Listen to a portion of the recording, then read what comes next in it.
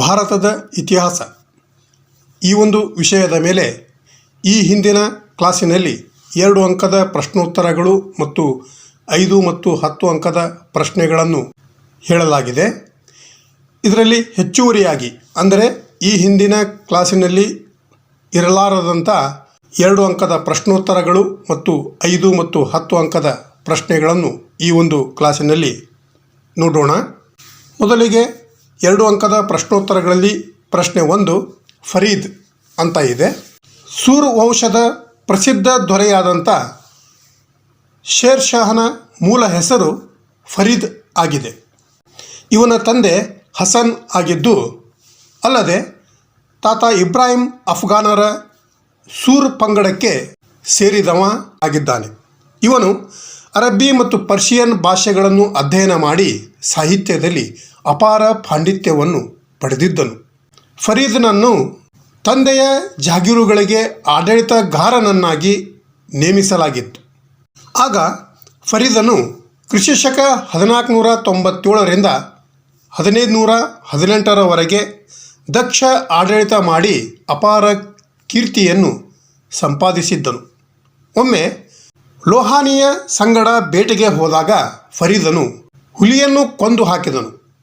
ಅವನ ಈ ಒಂದು ಅಪ್ರತಿಮ ಶೌರ್ಯವನ್ನು ಮೆಚ್ಚಿಕೊಂಡಂಥ ಲೋಹಾನಿಯು ಅವನಿಗೆ ಅಂದರೆ ಫರೀದನಿಗೆ ಶೇರ್ ಖಾನ್ ಎಂಬ ಬಿರುದನ್ನು ನೀಡಿದನು.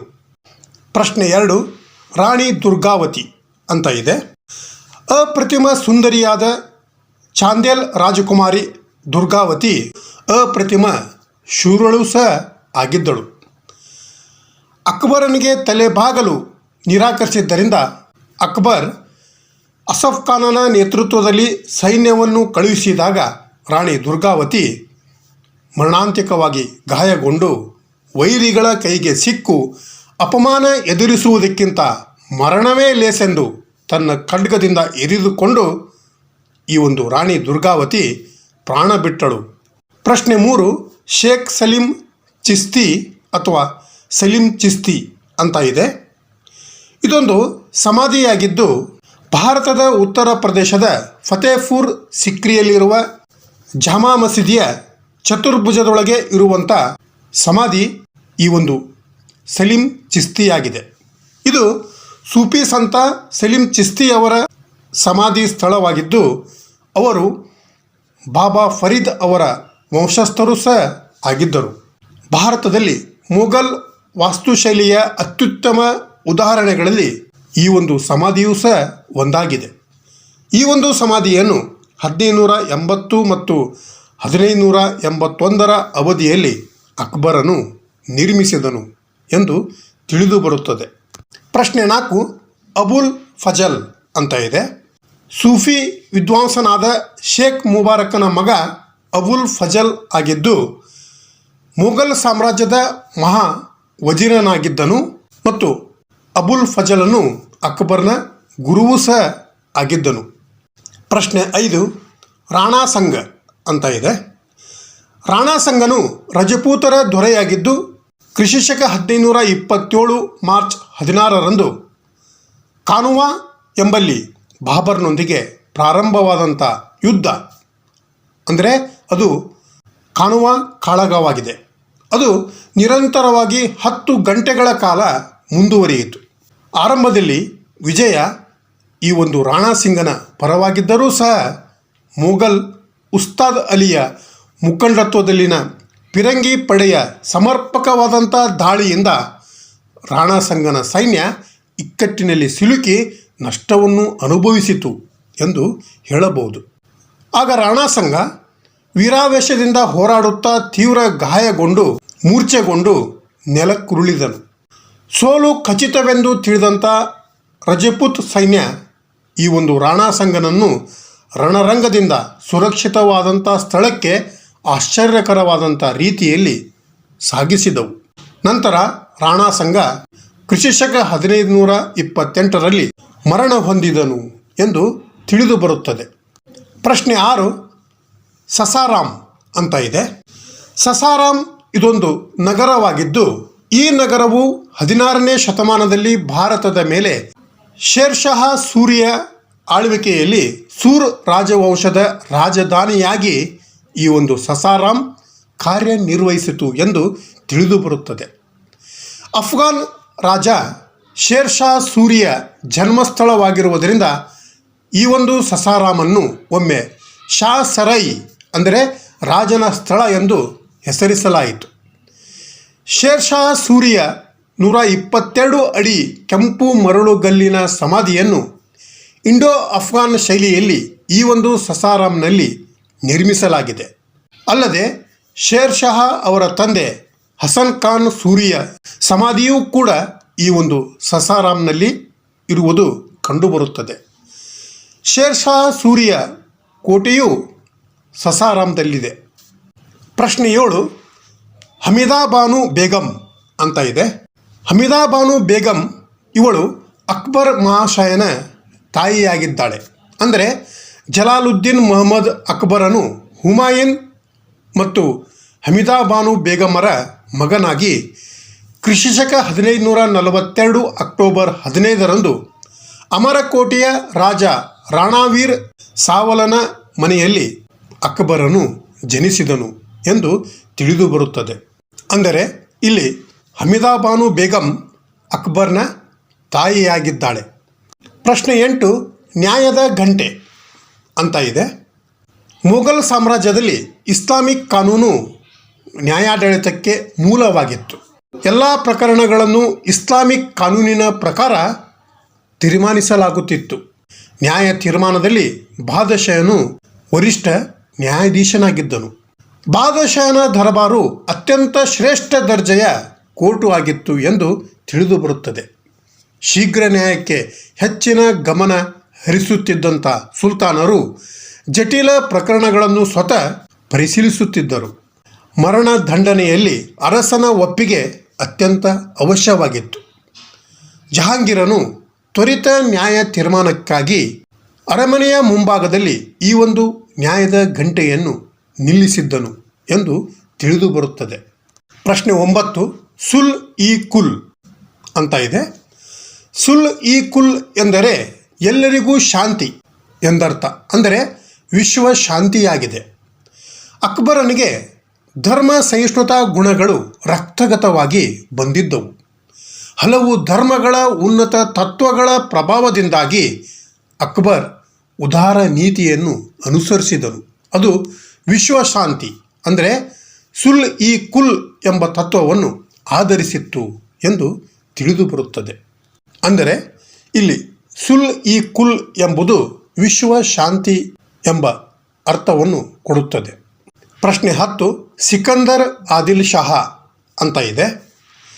ಸಿಕಂದರ್ ಆದಿಲ್ ಶಹ ಇವನು ಬಿಜಾಪುರದ ಕೊನೆಯ ಸುಲ್ತಾನನಾಗಿದ್ದು ಇವನು 1672 ಮತ್ತು 1686 ನಡುವೆ ಆಳ್ವಿಕೆ ನಡೆಸಿದನು. ಮುಘಲ್ ಚಕ್ರವರ್ತಿ ಔರಂಗಜೇಬ್ ಈ ಒಂದು ಆದಿಲ್ ಶಾಹಿ ರಾಜವಂಶವನ್ನು ಕೊನೆಗೊಳಿಸುವುದರೊಂದಿಗೆ ಈ ಒಂದು ಬಿಜಾಪುರ್ ನಗರವನ್ನು ಸ್ವಾಧೀನಪಡಿಸಿಕೊಂಡಾಗ ಅವನ ಆಳ್ವಿಕೆಯು ಅಂದರೆ ಸಿಕಂದರ್ ಆದಿಲ್ ಶಹನ ಆಳ್ವಿಕೆಯು ಕೊನೆಗೊಂಡಿತು. ಸುಲ್ತಾನನನ್ನು ಸೆರೆ ಹಿಡಿದು ದೌಲತಾಬಾದ್ ಕೋಟೆಯಲ್ಲಿ ಬಂಧಿಸಲಾಯಿತು. ಅಲ್ಲಿ ಅವನು ಅಂದರೆ ಸಿಕಂದರ್ ಆದಿಲ್ ಶಹನು 1700ರಲ್ಲಿ ಮರಣ ಹೊಂದಿದನು ಎಂದು ತಿಳಿದುಬರುತ್ತದೆ. ಪ್ರಶ್ನೆ 11, ಮೊಘಲರ ಕಾಲದ ಸಂಗೀತಗಾರರು ಅಂತ ಇದೆ.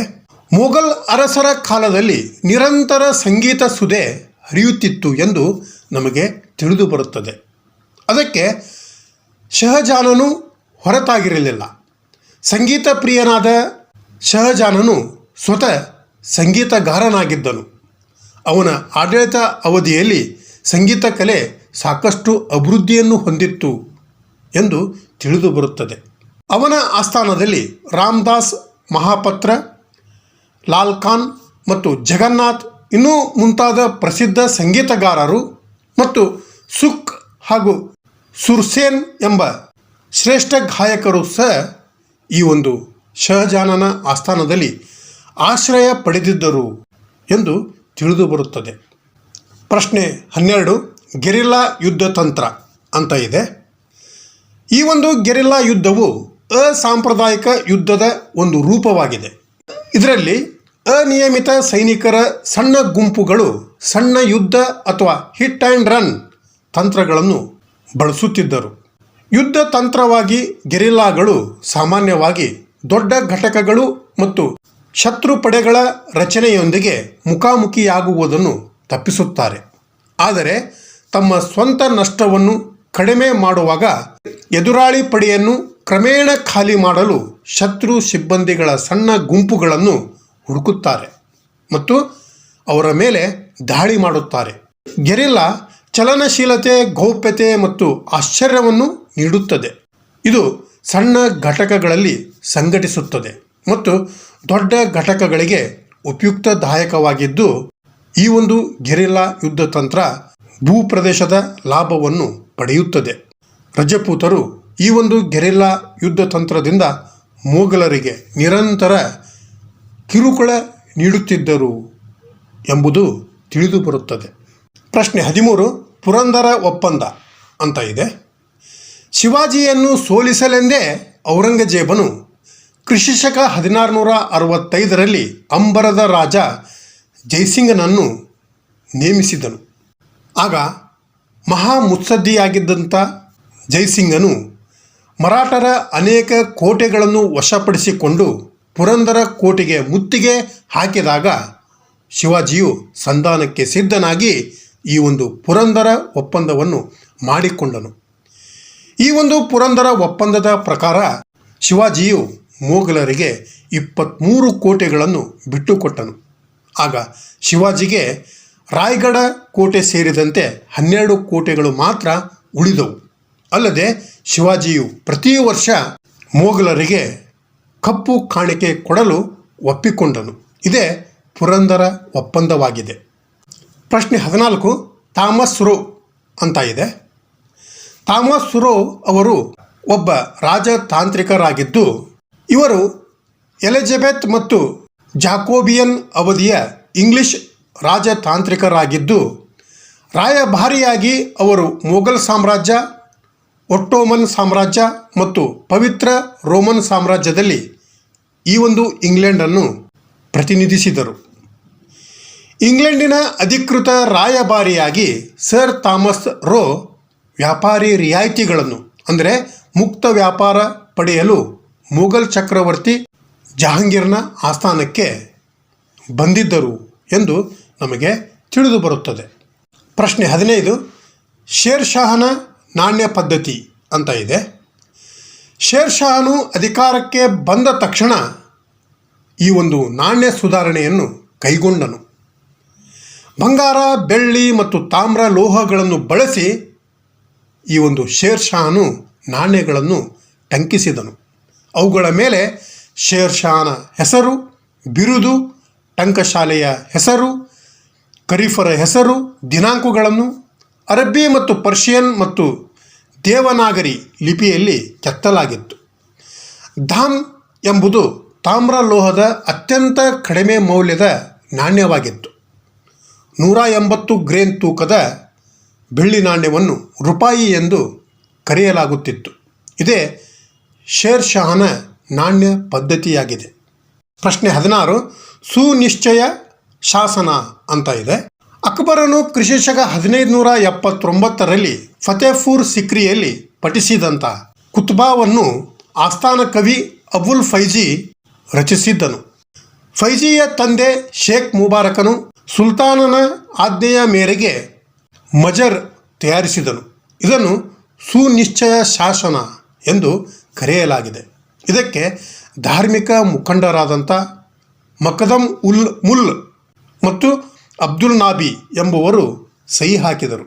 ಇದರಿಂದ ಅಕ್ಬರ್ ಧರ್ಮಕ್ಕೆ ಸಂಬಂಧಿಸಿದ ವ್ಯವಹಾರಗಳಿಗೆ ನಿರ್ಣಯ ನೀಡುವಂಥ ಅಧಿಕಾರವನ್ನು ಈ ಒಂದು ಶಾಸನದಿಂದ ಪಡೆದನು. ಇಲ್ಲಿಯವರೆಗೆ ಈ ಅಧಿಕಾರ ಉಲೇಮಾಗಳ ಕೈಯಲ್ಲಿ ಇತ್ತು ಎಂದು ನಮಗೆ ತಿಳಿದು ಬರುತ್ತದೆ. ಪ್ರಶ್ನೆ 17, ಕೆಂಪು ಕೋಟೆ ಅಂತ ಇದೆ.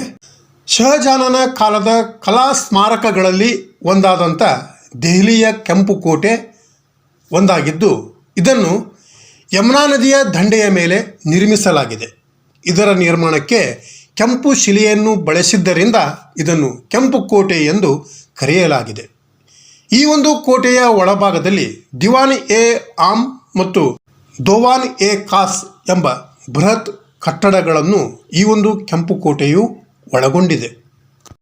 ಪ್ರಶ್ನೆ 18 ತಾನ್ಸೇನ್ ಅಂತ ಇದೆ.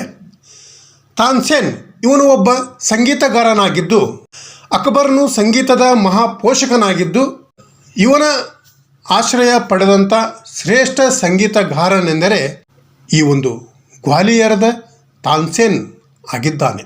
ಅಂದರೆ ತಾನ್ಸೇನ್ ಎಂಬುವನು ಅಕ್ಬರ್ನ ಆಸ್ಥಾನದಲ್ಲಿ ಇದ್ದಂಥ ಒಬ್ಬ ಸಂಗೀತಗಾರನಾಗಿದ್ದಾನೆ.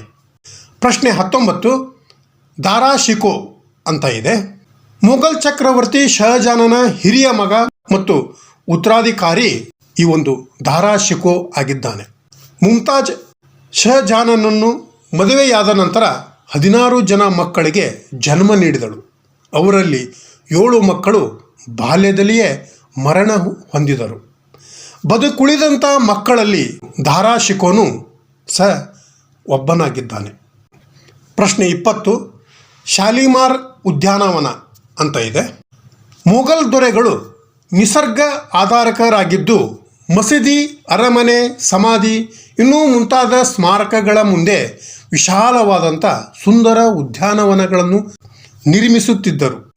ನಿಸರ್ಗ ಪ್ರಿಯನೂ ಪುಷ್ಪ ಪ್ರಿಯನೂ ಆದಂಥ ಜಹಾಂಗೀರನು ಲಾಹೋರ್ ಮತ್ತು ಶ್ರೀನಗರಗಳಲ್ಲಿ ಉದ್ಯಾನವನಗಳನ್ನು ನಿರ್ಮಿಸಿದನು. ಶ್ರೀನಗರದ ಉದ್ಯಾನವನವನ್ನು ಶಾಲಿಮಾರ್ ಉದ್ಯಾನವನ ಎಂದು ಕರೆದರೆ ಲಾಹೋರ್ ಉದ್ಯಾನವನ್ನು ಮೊಘಲ್ ಉದ್ಯಾನ ಎಂದು ಕರೆಯಲಾಗಿದೆ. ಅಂದರೆ ಇಲ್ಲಿ ಶಾಲಿಮಾರ್ ಅನ್ನುವಂಥ ಉದ್ಯಾನವನ ಜಹಾಂಗೀರನು ನಿರ್ಮಿಸಿದಂಥ ಶ್ರೀನಗರದಲ್ಲಿ ಇರುತ್ತಿರುವಂಥ ಉದ್ಯಾನವನ ಆಗಿದೆ. ಪ್ರಶ್ನೆ 21 ಜಸ್ವಂತ್ ಸಿಂಗ್ ಅಂತ ಇದೆ. ರಜಪೂತ್ ಮನೆತನಗಳಲ್ಲಿ ಒಂದಾದಂಥ ಮಾರ್ವಾಡ್ ಅಥವಾ ಮಾರ್ವಾರದ ರಾಜ ಜಸ್ವಂತ್ ಸಿಂಗನಾಗಿದ್ದಾನೆ. ಔರಂಗಜೇಬನ ಧಾರ್ಮಿಕ ನೀತಿಗೆ ತೀವ್ರವಾದಂಥ ಪ್ರತಿಭಟನೆ ಮಾಡಿದ ಪ್ರಮುಖ ರಜಪೂತ ಮನೆತನಗಳಲ್ಲಿ ಮಾರ್ವಾಡದ ರಾಜ ಜಸ್ವಂತ್ ಸಿಂಗ್ ಒಬ್ಬನಾಗಿದ್ದಾನೆ ಎಂದು ತಿಳಿದು ಬರುತ್ತದೆ. 2 ಅಂಕದ ಕೊನೆಯ ಪ್ರಶ್ನೆ 22 ಮೊಘಲರ ಕಾಲದ ಪ್ರಮುಖ ಮಾನ್ಸಬ್ದಾರರು ಅಂತ ಇದೆ. ಮಾನ್ಸಬ್ದಾರರು ಮೊಘಲ್ ಸಾಮ್ರಾಜ್ಯದ ಒಬ್ಬ ಅಧಿಕಾರಿಯಾಗಿದ್ದು ಅವನಿಗೆ ಈಗಾಗಲೇ ಇರುವ ಹುದ್ದೆಯ ಜೊತೆಗೆ ಹೆಚ್ಚುವರಿಯಾಗಿ ಮನ್ಸಬ್ಬನ್ನು ನೀಡಲಾಗುತ್ತಿತ್ತು. ಅದು ಪ್ರತ್ಯೇಕ ಹುದ್ದೆಯಾಗಿರಲಿಲ್ಲ.